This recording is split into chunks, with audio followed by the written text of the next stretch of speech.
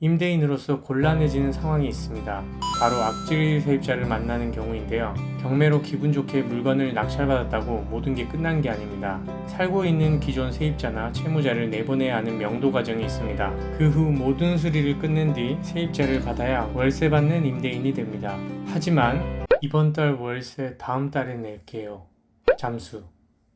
위와 같은 임차인을 만나면 상당한 스트레스가 찾아옵니다. 물론 월세를 미납하는 경우 방법은 있습니다. 소송을 걸어 강제 집행을 하는 건데요. 강제 집행을 하게 됐을 때 시간적, 정신적, 육체적 소모가 만만치 않습니다. 되도록이면 임차인과 대화와 협의로 잘 조율하는 게 좋습니다. 그리고 월세 미납 때문에 스트레스를 받지 않으려면 좋은 임차인을 만나야겠죠. 오늘은 월세 받는 임대인으로서 어떤 세입자를 받아야 하는지 알아보도록 하겠습니다. 꼭 이 4가지만 숙지하세요. 피해야 할 유형의 임차인 첫 번째, 이사를 서두르는 세입자.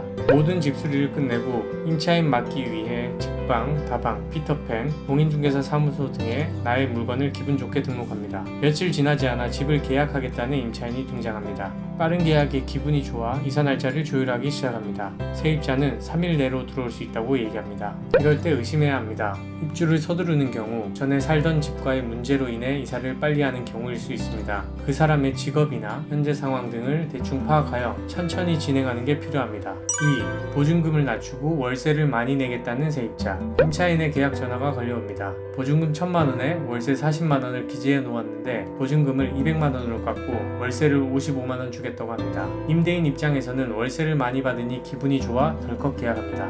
조심해야 합니다. 보증금은 계약이 끝난 후 돌려받는 돈입니다. 보증금을 낮게 원하는 경우 100%의 경우는 아니지만 지금 현금 상황이 좋지 못한 경우가 꽤 있습니다. 여기서 돈을 꼬박꼬박 잘 내면 특별한 문제는 없습니다. 하지만 월세를 한 달, 2달 밀릴 경우 강제 집행도 고려해야 합니다. 보증금이 작기 때문에 월세로 보증금을 제하고 나면 강제 집행 비용을 임대인이 물어야 하는 경우가 생길 수 있습니다. 강제 집행이 번거로워하지 않는다면 피해는 고스란히 임대인의 몫입니다. 그렇기 때문에 세입자로 들어올 사람의 직업이나 현재 상황 등을 파악한 뒤 계약해야 합니다. 3. 경매를 당한 전 집주인이 월세로 재계약을 하자고 하는 경우. 경매 물건을 낙찰받았습니다. 채무자가 집에 살고 있었는데 본인이 월세로 들어올 테니 재계약을 하자고 합니다. 임대인은 수리비도 안 들고 이사비도 안 드니 기분 좋게 재계약을 합니다. 이 경우도 위험합니다. 채무자의 경우 현재 대출을 갚지 못해 경매 시장에 건물이 나온 사람입니다. 현재의 채무 상태가 좋지 못해 보증금 또는 월세를 제대로 납부하지 못할 확률이 큽니다. 이사비와 수리비 붙일 생각으로 무작정 계약했다가는 고생할 수 있는 상황이 생길 수 있습니다. 꼭 주의하세요. 4. 보증금을 반 정도만 미리 준 뒤 월세 낼 때 추가로 주겠다는 세입자.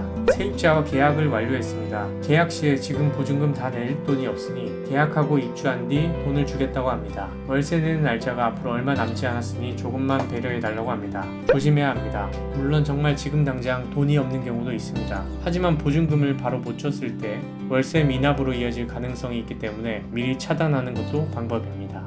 지금까지 월세를 미납할 수 있는 세입자 유형 4가지를 알아보았는데요. 이처럼 월세를 받는 것도 좋으나 월세 받기 전 세입자의 신용 체크를 하는 게 필수입니다. 나한테 그런 못된 세입자가 들어오겠어? 라는 안일한 생각은 버리셔야 합니다. 돈이 엮여있는 사람 관계는 이성적으로 해야 합니다. 제 주변에 월세 받는 지인들도 몇 번씩 겪었던 상황이니 꼭 세입자 받으실 때 유의하시고 멋진 투자하시길 바랍니다. 감사합니다.